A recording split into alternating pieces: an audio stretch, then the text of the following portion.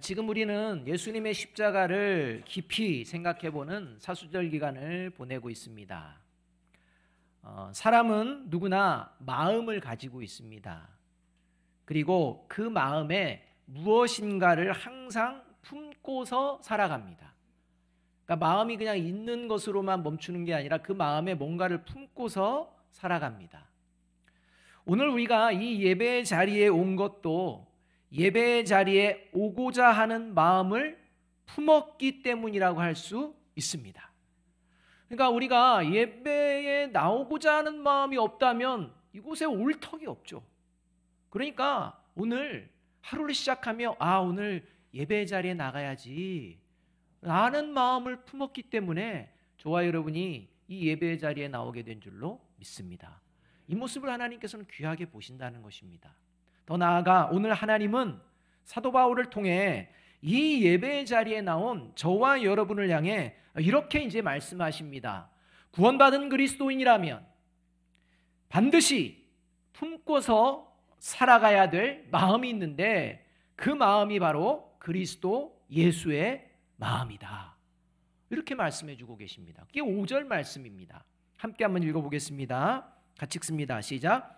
너희 안에 이 마음을 품으라 곧 그리스도 예수의 마음이니.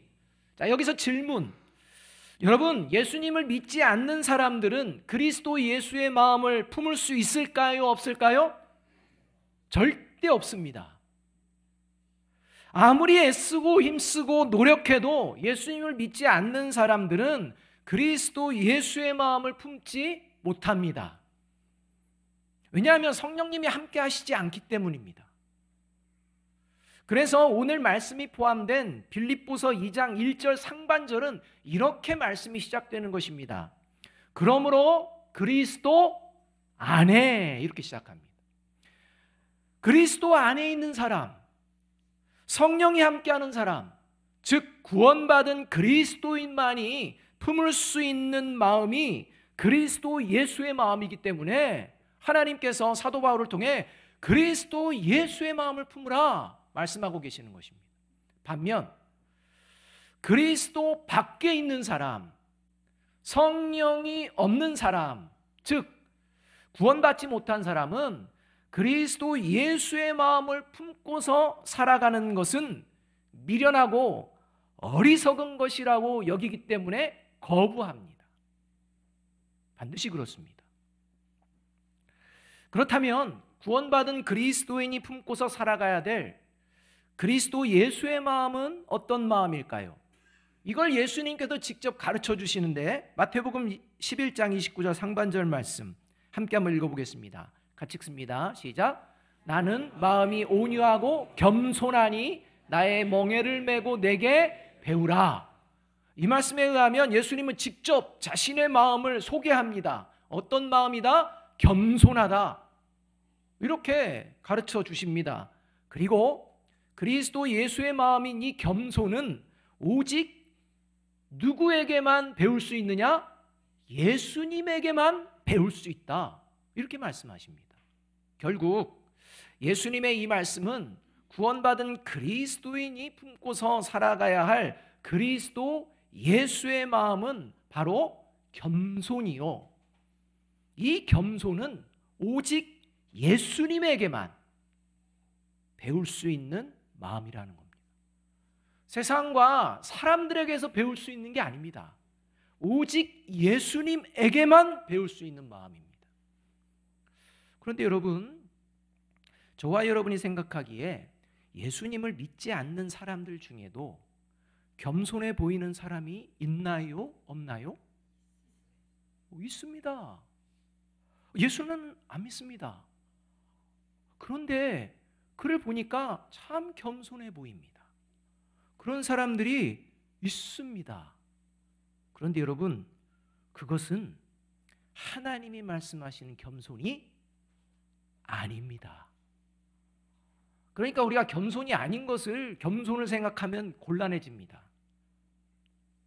따라서 오늘 이 시간 우리가 분명하게 알아야 될 것은 구원받은 그리스도인이 품고서 살아가는 겸손은 예수님을 믿지 않는 사람들과 세상이 말하는 겸손과 분명하게 구별된다는 것입니다.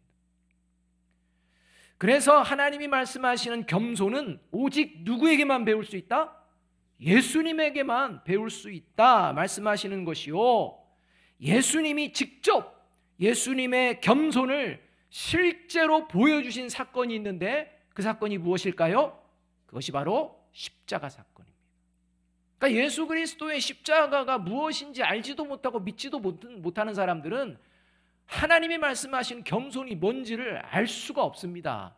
그저 세상이 이야기하고 자기가 생각하는 그 겸손 가지고 이야기할 뿐이지. 따라서 저와 여러분이 지금 오늘 이 시간 말씀하시는 그리스도 예수의 마음이 겸손이 어떤 것인지를 우리가 분명하게 알아야 한다는 것입니다. 그런데 여러분, 하나님은 왜 구원받은 그리스도인이 그냥 대충 세상 사람들과 동일하게 그냥 그런 생각하는 겸손 가지고 살아가면 되지, 굳이 그 구원받은 그리스도인은 왜 그리스도 예수의 마음인 겸손을 품고 살아야 한다라고 말씀하고 계시는 걸까요? 왜 그리스도 예수의 겸손입니까? 그 이유는 그리스도 예수의 겸손만이 우리가 살아가는 세상 속에서 벌어지는 전쟁을 비롯한 크고 작은 모든 다툼과 갈등을 온전하게 해결해 주실 수 있기 때문입니다. 왜냐하면 예수님의 겸손은요, 평화와 화목을 이루는 하나님의 나라의 특징이요, 하나님 나라의 삶의 방식이기 때문입니다. 그러니까 그리스도의 예수의 겸손이 나타나게 되면 하나님의 나라의 모습들이 드러나게 됩니다. 화평과 평화입니다. 이게 하나님 나라의 방식입니다. 그래서 어떤 다툼과 갈등이라도 그리스도 예수의 겸손은 온전하게 해결해 주십니다. 다시 말해서 이 땅에 존재하는 모든 다툼과 갈등이 사라지지 않고 평화와 화목이 깨어지는 원인 중 하나는 바로 그리스도 예수의 마음인 겸손이 사람들 마음 가운데에 없기 때문이라는 것입니다. 하나님의 나라가 이 땅 가운데에 완전하게 이루어지지 않았기 때문이라는 것입니다. 예수님을 믿지 않는 사람들이 존재하는 이상 이 땅 가운데에 전쟁과 다툼과 갈등 절대 사라지지 않습니다. 왜냐하면 예수를 믿지 않는 사람들에게는요, 그리스도 예수의 하나님 나라의 겸손이 없기 때문입니다. 교회 공동체 안에서도 그리스도 예수의 마음을 품으려고 하지 않는 사람 때문에 다툼과 갈등이 생겨납니다. 하나님의 나라를 보여내는 공동체이지만 여전히 불완전한 공동체이기 때문에 다툼과 갈등 사라지지 않습니다. 예수님을 잊지 않는다는 게 아닙니다. 어느 순간 저와 여러분의 마음 가운데 그리스도 예수의 마음이 아니라 내 마음, 세상의 마음이 들어오게 되면 벌어집니다. 불완전하기 때문입니다. 그래서 사도 바울이 빌립보 교회 공동체 성도들을 향해 오늘 본문에서 그리스도의 예수의 마음을 품으라 이렇게 말씀하는 이유도 빌립보 교회 공동체 안에 다툼과 갈등이 있다는 겁니까? 없다는 겁니까? 있다는 것입니다. 구원을 받지 않았다는 게 아닙니다. 있다는 것입니다. 그리고 그 다툼과 갈등을 온전하게 해결할 수 있는 방법이 있다라고 가르쳐 주시는 것입니다. 그 방법이 뭡니까? 그리스도 예수의 마음을 품으라. 빌립보서 4장 2절 말씀 이렇게 말씀합니다. 내가 유오디아를 권하고 순두개를 권하노니 주 안에서 같은 마음을 품으라. 이 말씀 그대로 띄워주시고요. 지금 두 명의 존재가 나타납니다. 유오디아와 순두개.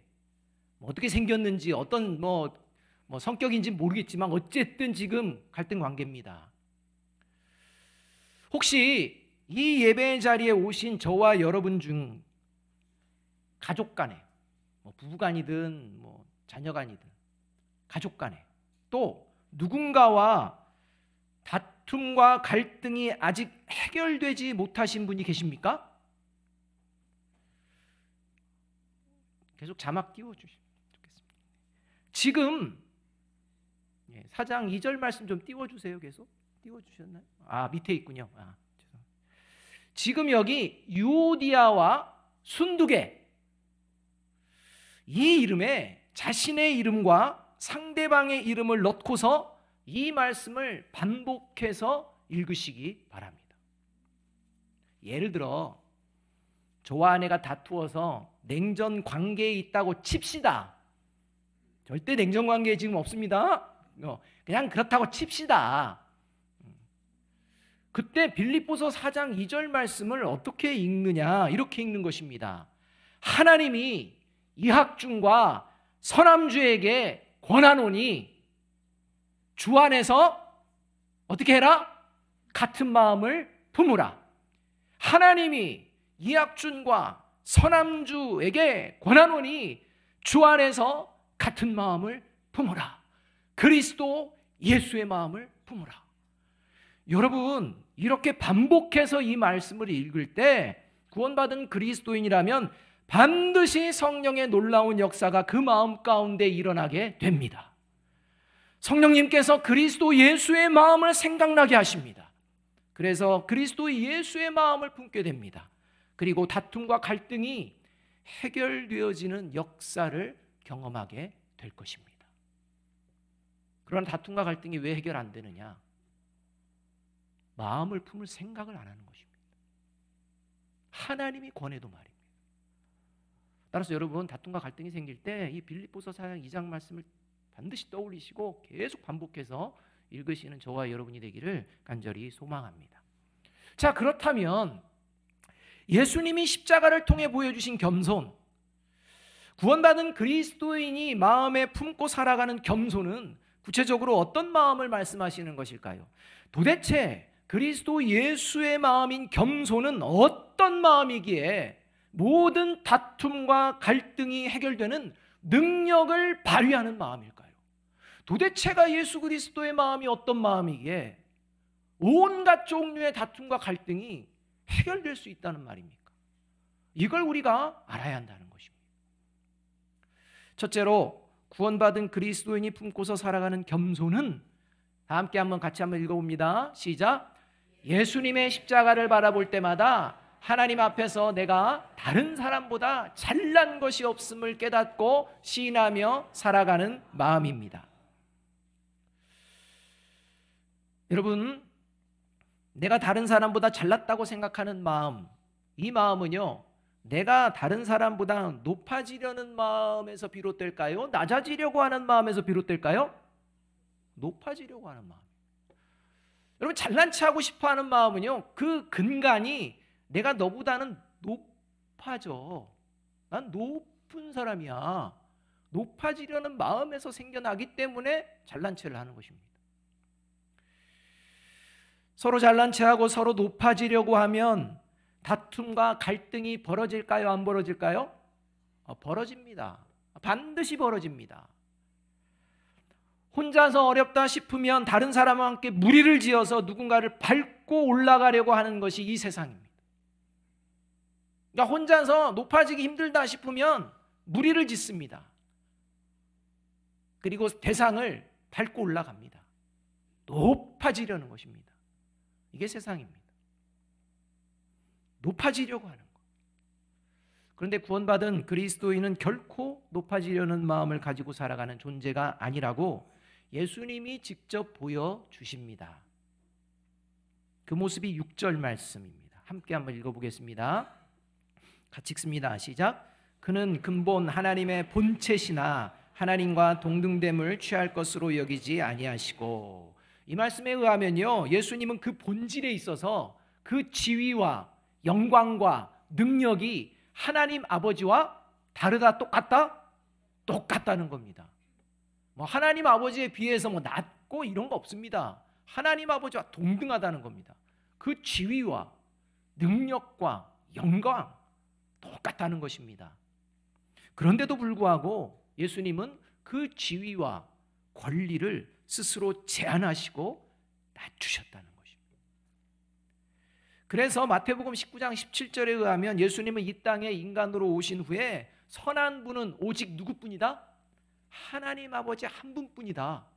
이런 마음을 가지고 사셨고 이런 마음을 사람들에게 선포하며 이 땅을 사십니다. 결코 하나님과 같이 되려고 하지 않습니다. 하나님인데 말입니다.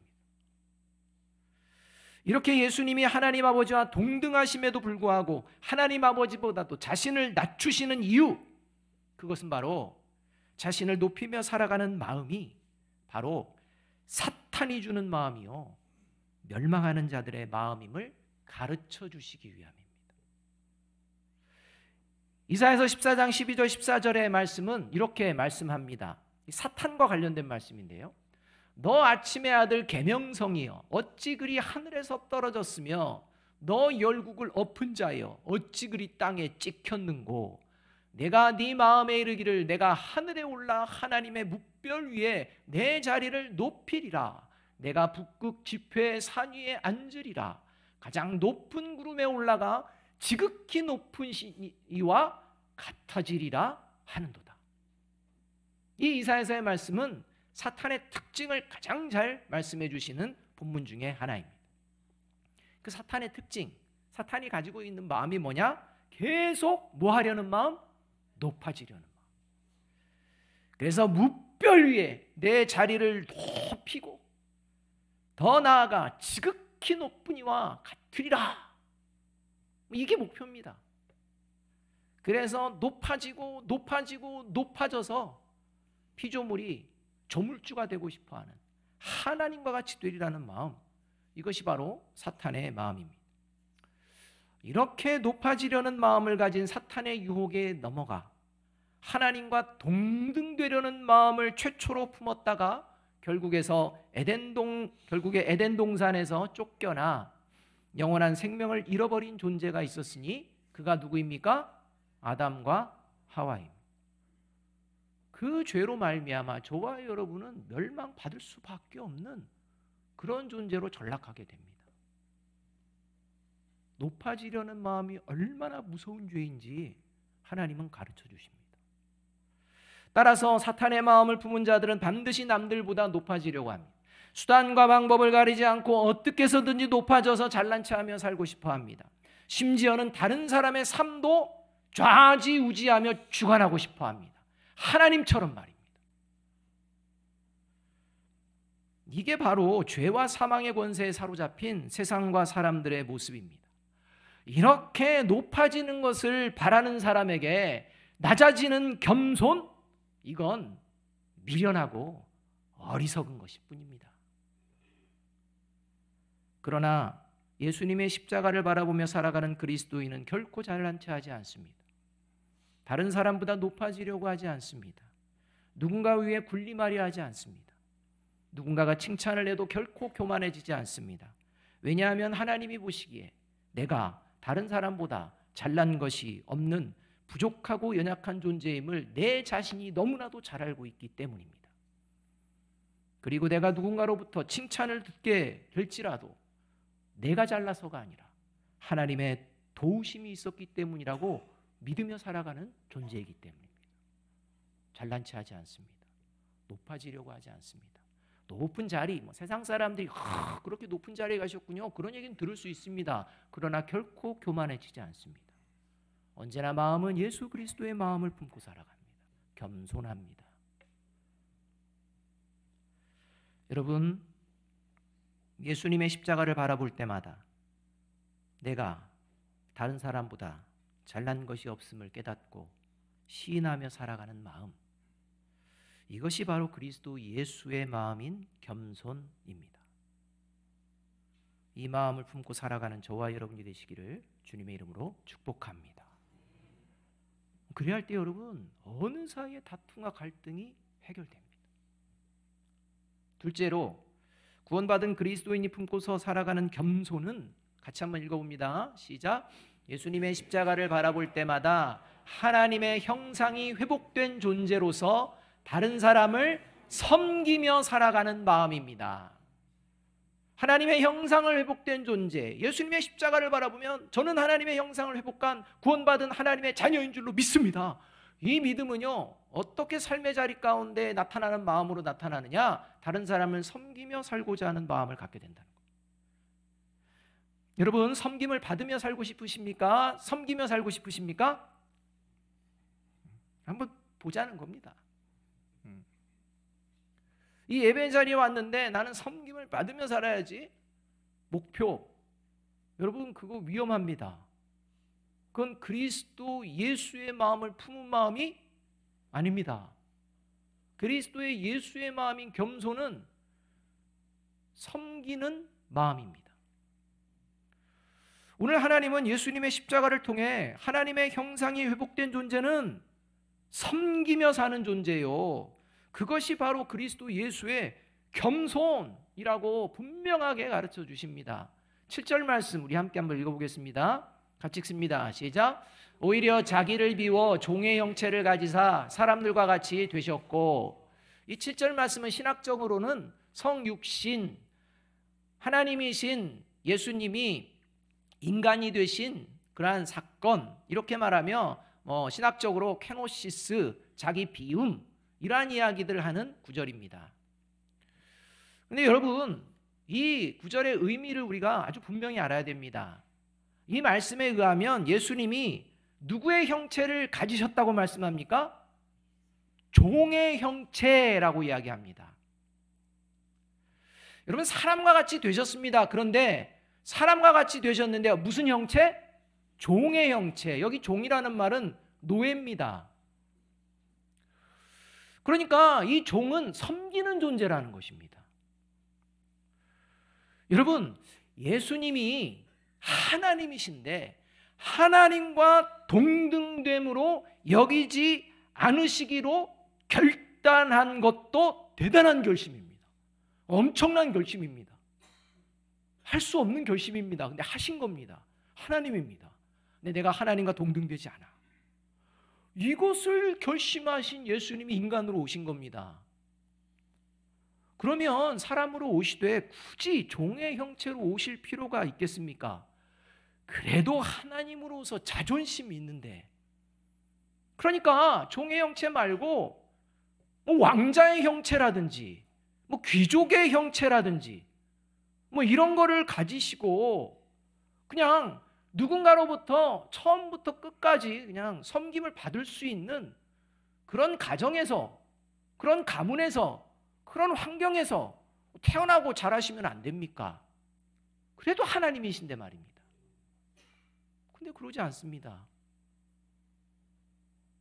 짐승이 사는 우리간에서 태어납니다. 첫 번째 구유는요, 짐승들의 먹이통입니다. 가난한 목수야들로 태어나서 비천한 직업으로 살아가십니다. 하여튼 인간적으로 봤을 때 정말 비천합니다. 분명히 예수님께서는 본인이 종의 형체로 왔고 종으로 살아가는 존재다. 예수님이 직접 말씀하십니다. 섬김을 받으러 온 것이 아니라 나는 섬기러 왔다. 분명하게 말씀합니다. 그래서 마가복음 10장 45절은 이렇게 예수님이 말씀하시는 것입니다. 인자가 온 것은 섬김을 받으려 함이 아니라 도리어 섬기려 하고 자기 목숨을 많은 사람의 대속물로 주려 함이니라. 여러분, 예수님은 이 땅에 오셔서 멸망하는 자들을 구원하시기 위해서, 구원으로 이끄시기 위해서 자신을 십자가에 내어주시는 섬김의 삶을 살아내셨습니다. 그리고 예수님의 이 섬김으로 하나님의 형상을 회복한 존재가 바로 구원받은 그리스도인입니다. 따라서 하나님의 형상을 회복한 구원받은 그리스도인은 예수님의 섬김을 본받아 살아가는 존재입니다. 이 마음이 겸손입니다. 그렇다면 여러분, 하나님의 형상이 회복된 존재로서 상대방을 섬기는 겸손한 마음은 구체적으로 어떤 마음일까요? 섬기며 살아야 한다고 하니까 여러분들 표정이 썩 밝지가 않아요. 그래도 좀 섬김 좀 받고 해야 되는데 예수 믿으면 온통 섬기며 살아야 된다고 하니 아, 이거 참 어떻게 해야 될지. 그렇다고 예수 안 믿는 걸로 할 수도 없고. 여러분, 도대체 그리스도 예수의 마음으로 상대방을 섬긴다는 거, 지금 저와 여러분이 상대방을 섬기는 마음으로 살아가고 있는지 아닌지 어떻게 하면 알 수가 있을까요? 지금 저와 여러분의 무엇을 보면 내가 그리스도 예수의 마음으로 이 섬김의 마음을 내가 지금 품고 있구나, 아니면 없구나, 이렇게 판단할 수가 있을까요? 그 마음은 바로 상대방을 언제나 존중해 주는 마음으로 살아가고 있는지 살펴보면 됩니다. 여러분, 저와 여러분이 지금 상대방을 존중하는 마음으로 살아가고 있는지 살펴보면 저와 여러분이 다른 사람을 섬기는 마음인지 아닌지를 알 수 있습니다. 여러분, 다른 사람을 진정으로 섬기기 위해서는 존중하는 마음을 가져야 될까요? 아니면 다른 사람을 비방하는 마음을 가져야 될까요? 존중하는 마음입니다. 여러분, 존중하는 마음을 다른 사람에게 갖고 있는 사람은 다툴까요? 안 다툴까요? 다 알지 않습니까? 8절 말씀 함께 읽습니다. 같이 읽습니다. 시작. 사람의 모양으로 나타나사 자기를 낮추시고 죽기까지 복종하셨으니 곧 십자가에 죽으심이라. 사람 모양으로 나타나셨습니다.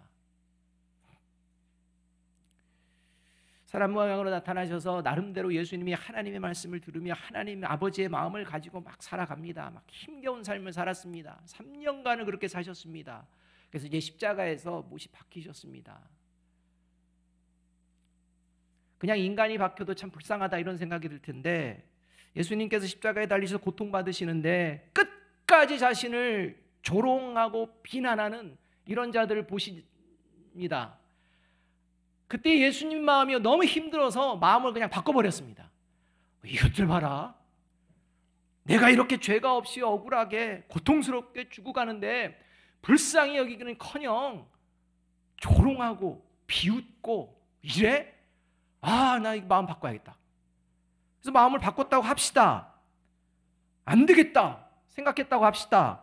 무서운 맛을 좀 보여줘야지. 이렇게 마음을 그냥 바꿔먹었다고 합시다. 그래서 손에 발 박힌 그냥 대못을 팡 뽑아내고, 발에 박힌 대못도 발로 팡 뽑아내고 십자가에 내려와서 권능의 팔을 쫙 두신 뒤에 다 죽어라 그러면 죽을까요? 안 죽을까요? 모르죠. 그런 일은 성경에 없으니까. 여러분, 그런 마음이 예수님에게는 안 생길까요? 생길까요? 저와 여러분 같으면 생기겠습니까? 안 생기겠습니까? 계속 겸손하게 받아주고 존중해주고 높여주고 하는데 우습게 알고 계속 이렇게 대하는 사람 보면 참다 어떻게 됩니까? 이것 봐라, 이런 마음 듭니까? 안 듭니까? 들잖아요. 들어요. 그런데 예수님은 십자가에 어디까지? 죽기까지 복종하셨습니다. 참을 만큼 참은 게 아니라 그냥 참아버리십니다. 왜냐하면 모든 사람을 차별 없이 끝까지 존중해 주시는, 그가 죄인이든 의인이든 선한 사람이든 악한 사람, 잘났든 못났든 모든 사람을 차별 없이 끝까지 존중해 주시며 구원의 기회를 주시기 원하시는 하나님 아버지의 마음을 예수님이 직접 행동으로 보여주시기 위함이었습니다. 반면 사탄은 존중을 싫어합니다. 그래서 사탄은 이간질하는 자요, 다투게 하는 자요, 분열하게 하는 자입니다. 심지어 겸손한 척만 하면서 사람들을 속이며 살아가게 합니다. 존중하고 싶을 때만 존중하고 존중하기 싫을 때는 존중하는 척만 하며 살아가도 대단한 거야. 부추깁니다. 그래서 여러분, 존중할 마음이 없습니다. 그런데요, 처세술을 발동합니다. 존중하는 척합니다. 아, 이것도 대단한 마음이라고 스스로 막 칭찬합니다. 사탄이 그렇게 부추기는 것입니다. 이렇게 겸손한 척, 존중하는 척하는 자의 모습을 골로새서 2장 18절에서는 꾸며낸 겸손이라고 합니다. 멸망하는 자들의 특징, 꾸며낸 겸손. 그 대표적인 모습이 마태복음 22장 16절과 17절에서 나오는데요. 자, 이 말씀을 여러분 읽을 때 이 말을 하는 사람들이 예수님을 존중하는 마음으로 들립니까? 아니면 막 무시하는 마음으로 들립니까? 이렇게 말씀합니다. 그런 다음에 그들은 자기네 제자들을 헤롯 당원들과 함께 예수께 보내어 이렇게 묻게 하였다. 선생님, 우리는 선생님이 진실한 분이시고 하나님의 길을 참되게 가르치시며 아무에게도 매이지 않으시는 줄 압니다. 선생님은 사람의 겉모습을 따지지 않으십니다. 그러니 선생님의 생각은 어떤지 말씀하여 주십시오. 황제에게 세금을 바치는 것이 옳습니까? 옳지 않습니까? 여러분, 이 구절만 보면요, 예수님을 찾아온 자들이 예수님을 훌륭한 선생님으로 여기고 훌륭한 선생님으로 모시고 섬기며 예수님을 가르침, 이 예수님의 가르침을 받고 싶어하는 듯합니다. 그렇지 않습니까? 선생님은 진실한 분이십니다. 겉모습을 보지 않습니다. 하나님의 길을 참되게 가르쳐, 여러분 얼마나 존중하는 것 같습니까? 그런데 그들의 실상의 마음은 전혀 그렇지가 않았다는 것입니다. 마태복음 22장 15절 말씀입니다. 이에 바리새인들이 가서 어떻게 하면 예수를 말의 올무에 걸리게 할까 상의하고, 그러니까 예수를 시험하기 위해서 하는 말인데 겉으로는 그냥 존중하는 척하면서 시험을 거는 겁니다. 이렇게 꾸며낸 겸손의 모습으로 살아가는 자들의 결과, 이 결과를 예수님은 마태복음 13장 49절에서 50절에서 아주 분명하게 말씀하십니다. 세상 끝날에도 이렇게 할 것이다. 천사들이 와서 의인들 사이에서 악한 자들을 가려내서 그들을 불아궁에 쳐넣을 것이니 그들은 거기서 울며 이를 갈 것이다. 자, 지금 악한 자들이 어디 가운데 있다는 거예요? 의인들 가운데 있다는 겁니다. 그러니까 겉모습으로 보면 의인 같습니다. 그래서 그냥 의인의 무리에 그냥 섞여 있습니다. 사람들은요, 아우 그래, 겸손하네, 그러네, 이렇게 하는데요, 실상은 그게 아니라는 것입니다. 그래서 하나님께는요, 속일 수가 없기 때문에 다 가려낸다는 거예요. 겸손한 척하며 살았구만, 다 가려낸다.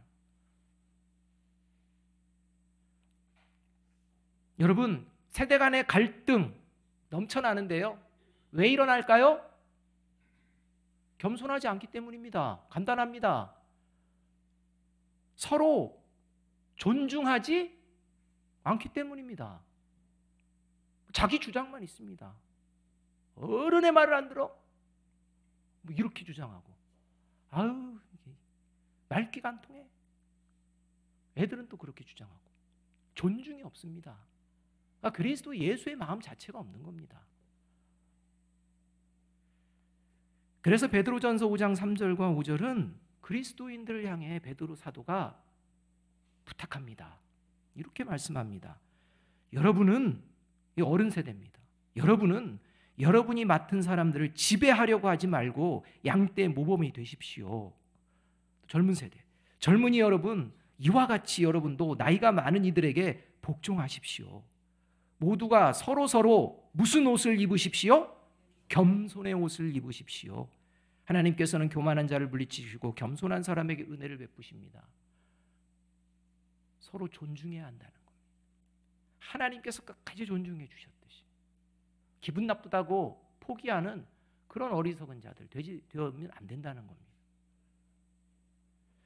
여러분, 예수님의 십자가를 바라보며 내가 다른 사람보다 잘난 것이 없습니다 시인하며 살아가는, 하나님의 형상이 회복된 존재로서 상대방을 언제나 존중하며 섬김의 삶을 살아가는 그리스도 예수의 겸손, 이 겸손을 예수님을 믿지 않는 사람들은 세상에서 경쟁력을 잃어버리는 나약하고 미련하고 비굴한 모습이다 라고 조롱하며 끝까지 거부합니다.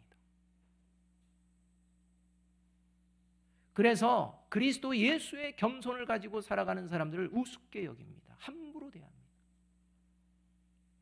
교회 안에서도 아마 그런 경우들이 많이 있습니다. 예수님을 믿지 않기 때문입니다.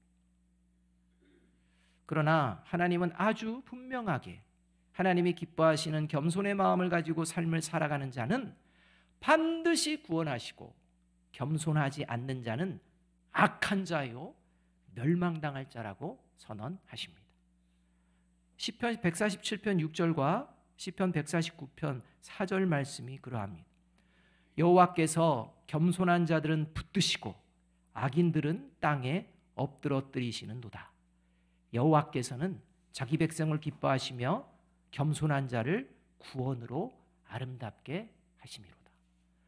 여러분, 하나님이 보시기에 겸손하지 않은 것은요, 겸손하지 않다 이런 차원이 아닙니다. 의인이라는 것입니까? 악인이라는 것입니까? 악인이라는 겁니다. 악인은 멸망하는 거죠.